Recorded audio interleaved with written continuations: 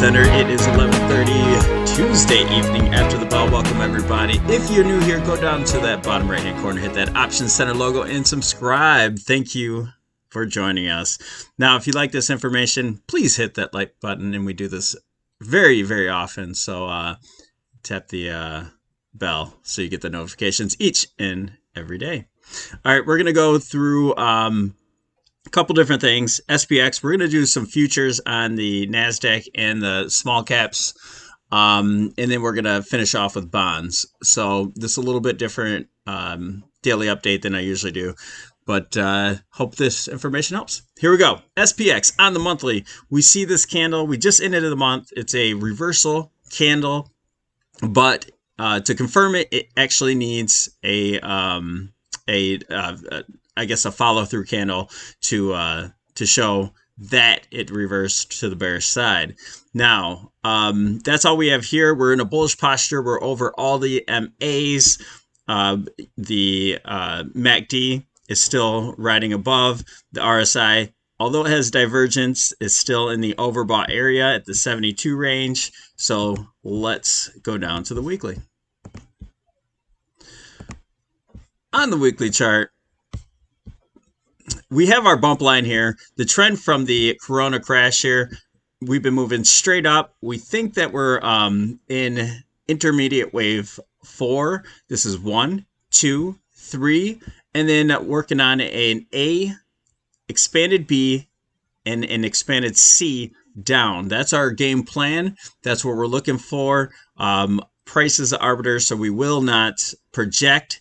But we'll play what we have. So we have this trend line here that we actually broke down today and closed on the weekly, daily, and hourly. So that's pretty bearish there. We have a bearish divergence on the MACD and the RSI that's starting to play out. We had our bear cross there. The histogram is slightly red, and then we're moving down towards the 50 range in the RSI. So on the daily, trend is our friend.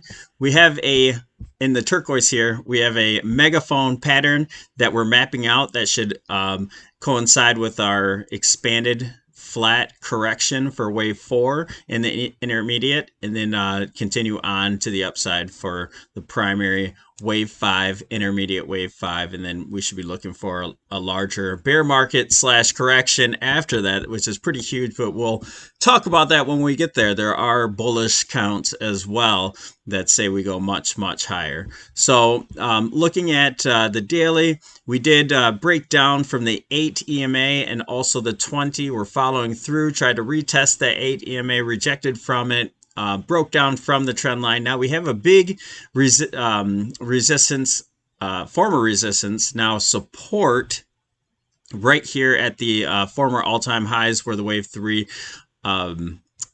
ended, and then we're right here at the 50 MA. So I do expect a bounce at this point. On the lower time frames, we're probably going to be a little bit more oversold. So I do expect a little bit of a bounce. Maybe we back test this trend line here. Maybe we cut right through. So we'll have to see. Let's check out the structure as we go.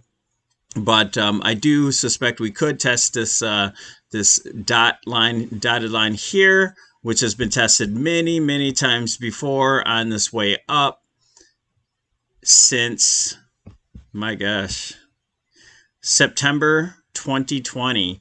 So this also coincides with the channel here that we've been in the upper range, but I do suspect we'll start participating in this bottom range here of the channel pretty soon, within days or weeks. So we'll just watch price action and continue on, monitor this every single day. So hit that notification button so you can get all the information.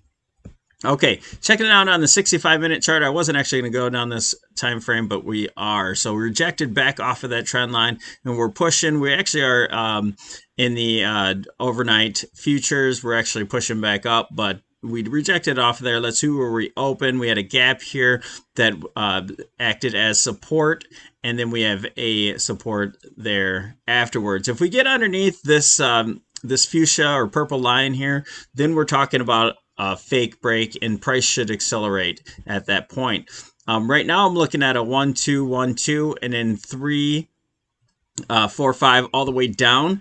But that's a pretty bearish scenario. There are other less bearish scenarios where this is more of an X, Y, Z move, and then we start moving higher after that.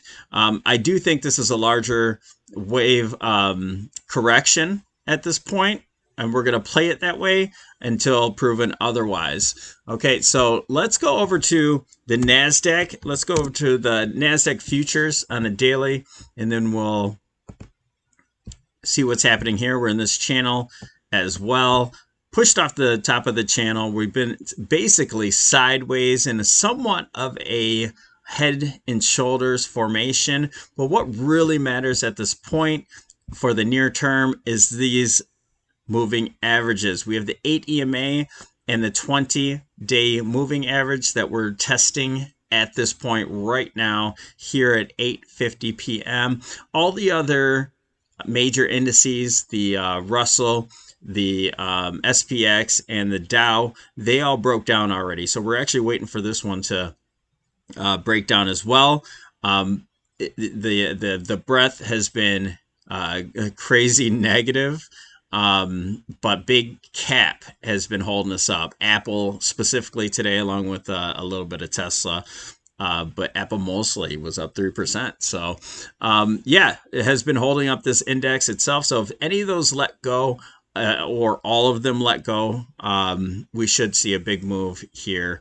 And what's possible is that we start actually rotating out of tech into some of the small caps and financials. And let me go over to that index because it's so oversold at this point that we're actually looking for a bounce, which we're already starting to get that bounce. And we'll rotate into the small caps and maybe come out of tech. And that might put SPX right in the middle range there. Or I don't know if it'll actually move up or down at all. But if big cap starts to sell off, then, it could drag down the SPX with it. But we're looking at RTY, the small caps. We broke out, had a fake break back down into range, but we're back underneath the 200 MA and all the rest of the MAs. That's the most important part. We're really bearish at that point. And so all we're looking for is a bounce at this here time. But really our target is the lower part of the channel here again. And after that, I do suspect we'd have somewhat of a rally before we break down into this Y. So we've been looking at this count for a long time for a W, expanded X, and expanded Y here to get us to much lower prices of correction before we start moving up for wave 5 in the long term. So lastly, we're going to look at bonds. It's the bond futures, ZB. And we're going to do this from the monthly all the way down. We're going to run through this really quick. So this information is going to be gathered really fast. You see, it's been in this channel for a long time. We're in the lower part of the channel, kind of in no man's land here, but we're pressing from the 8 EMA on the monthly. We're over the 50 and the 100. And then, sorry, that's my little chihuahua.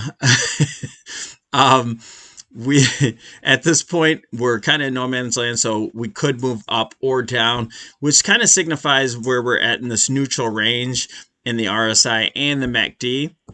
Let's go down to the weekly and see if we notice anything else. We are kind of bullish on this point, so we'll show you why in the lower time frames. If you go down to the weekly, we're holding up on the 200 weekly MA, but we're kind of congested here with the other MAs here. So we're getting real tight in a range, and I suspect we'll actually break to the upside. But anything could happen. We have to watch price action. We can't just assume. Well, if you look down at the MACD, we're still in this neutral area, and also the RSI getting real tight in the triangulating apex here.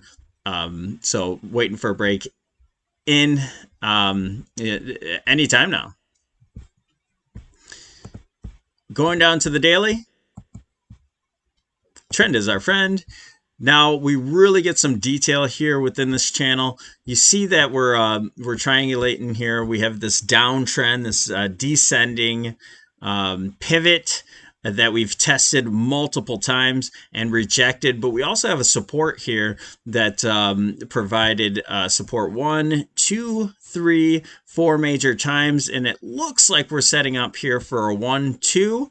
And then we're holding the 8 EMA right now. We may come back to retest this line, but I'm really waiting for a break above this pivot here or a break down from the support here. And you notice, though, kind of a little bit of nuance is we had this downtrend from the MACD that we broke above, and we're starting to go a little bit above the zero line here, but we're mostly neutral.